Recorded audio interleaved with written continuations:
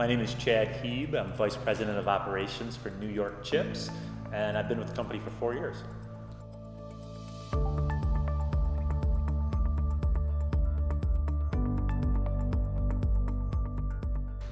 As Vice President of Operations, I run the company on the day-to-day side. So some of the big things I do: distribution management, supply chain management, hiring, training. It really is signing contracts, negotiating. It's the whole operation of the company on a day-to-day status. Honestly, my job at the end of the day is to take a chip company and turn a profit on it, which is managing every aspect of the company. The biggest things, again, are probably making sure that the potatoes go from ground to wash to manufacturing and then into a bag. And then from there, from bag to warehouse to store to consumer. Those are my biggest responsibilities.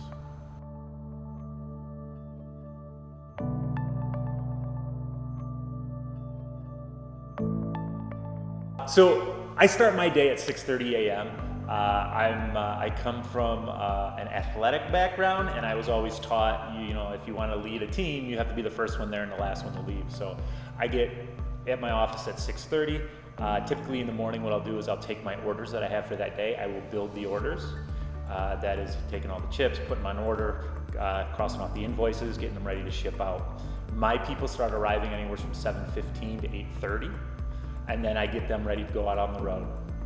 Once they're out on the road on their routes, I then go in my office for usually an hour and a half to 2 hours, and I work on emails. Social media is huge I gotta work with. Any teleconferencing that I have, I'll do that at that point as well. After that, it's usually lunch. And then I come back, and it's a lot of loose ends. My end of my day is what's popped up that day. Did I have a breakdown of a truck? Did my potatoes not go where they needed to be? Is someone calling me and saying, hey, we need more chips, emergency orders, things like that. So a lot of my end of my day is putting out fires and getting ready for the next day.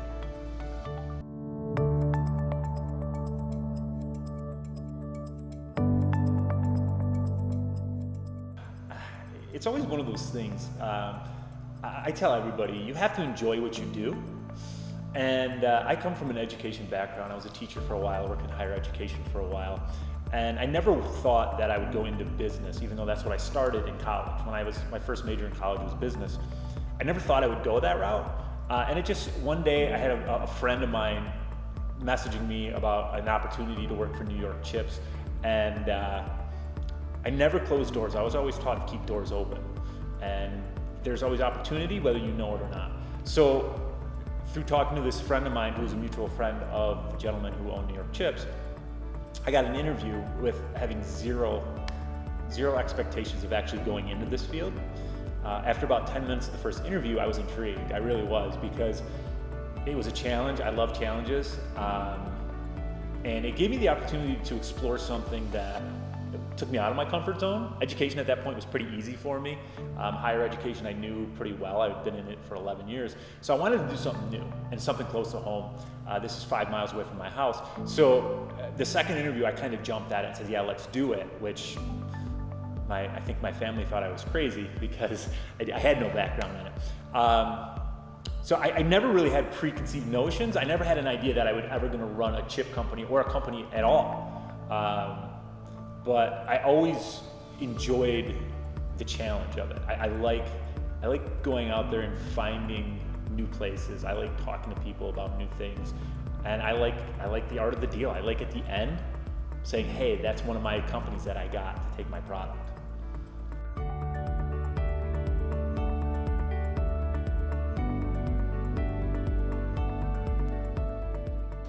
The first thing, and I know some people don't want to hear this, mathematics is huge in this field. You have to do mathematics.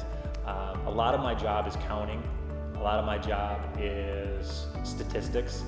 A lot of my job is thinking about what's coming next. And that's all mathematically based. I use a lot of formulas in what I do. Business classes are huge. The skills you learn in business classes, I think, are directly translatable to any field you go into. And I think that's one of the shortcomings that we have. We don't have enough kids taking those business classes, because it really will help them, no matter what. The last thing, and I know this is one, this usually will come more from your English-based classes, and it's the public speaking aspect of it. You have to be able to talk to somebody. If you cannot talk to somebody, you're not going to be successful. I know we all like to text and email and message at this point, and it's useful. I use it all the time. But I've never closed a deal through a text message. It's always been in front of somebody and having a conversation. So public speaking and in your English classes, I mean, if you use a lot of fillers, people are going to notice that. If you don't know the difference between good and well, people are going to notice that. So those are the kind of things you got to pay attention to when you're in school, because I know that all the students know that.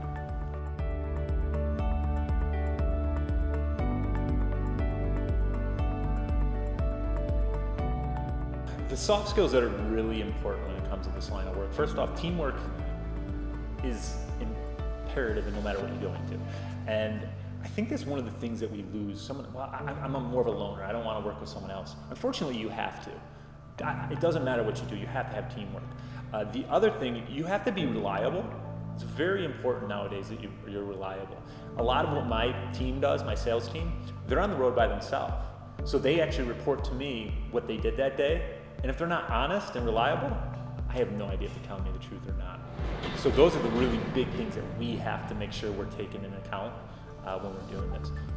Be on time, please.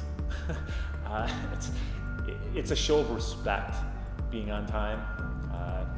If you're going somewhere, you have a meeting with someone, I like the old saying from the football coach Tom Coughlin, if you're 5 minutes early or late, you should be on time.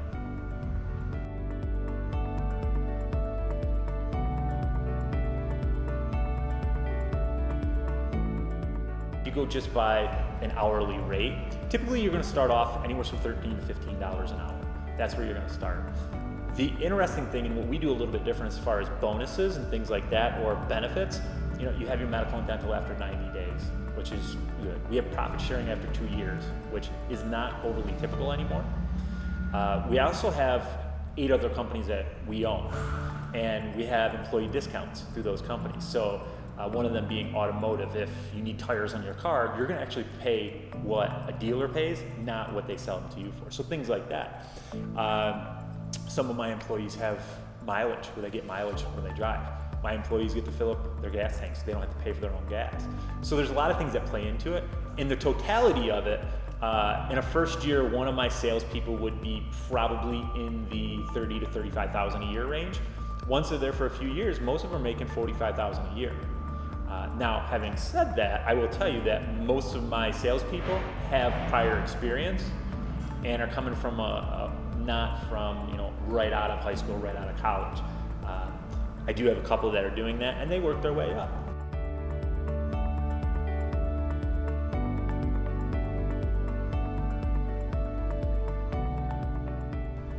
The thing I like most about my job, by far, is getting the new big account.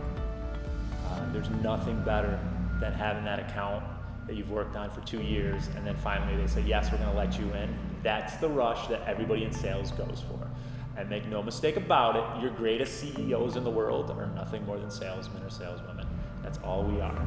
So that's the biggest part of it. It really is. It's the hard work you put in and seeing the reward at the end. That's my favorite part of it.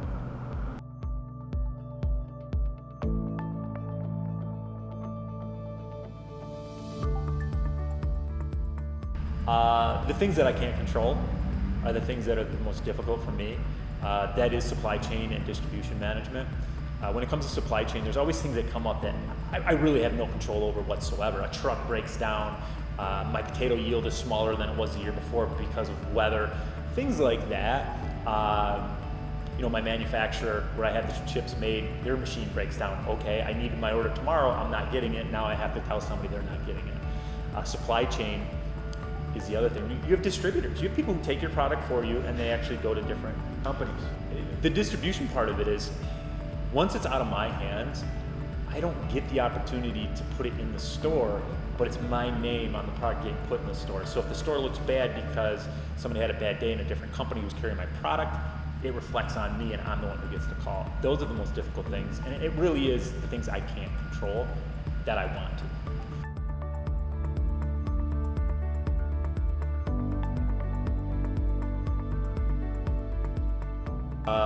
if I could go back in time and talk to 15, 16-year-old Chad, what I would tell myself is, regardless of your natural abilities, you can always do better and work harder. And if you set your goals at a young age, you'll accomplish more earlier in life. And what I mean by that is, when I was in school, I didn't always try really hard, even though I got good grades. And I didn't always take the hardest classes because I didn't want to work real hard. I wish I could go back, as one of my regrets, I wish I could go back and actually challenge myself in those classes and see where I really would stack up against, the top in my class. I think that would have set me up for success earlier in life. Not that I wasn't successful in my life, but I think I would have gotten there quicker.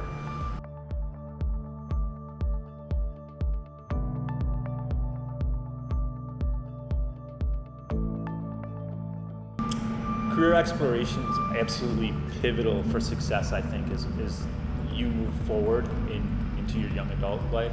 I think it's one of the things we really do come short on in education. There's a lot of resources out there that people don't know about. Whether that comes from the county, it comes from the school, it comes from agencies out there that are paid to do that. Kids really got to go out there and experience more things. If they don't, they're going to have no clue what they want to do. And I'm not saying that every 18-year-old should know what they want to do when they go to college. I don't think that's feasible either. But I think if they have more experiences and more conversations with adults who've done that field, they'll have a better idea if it's something that kind of goes along with their personality.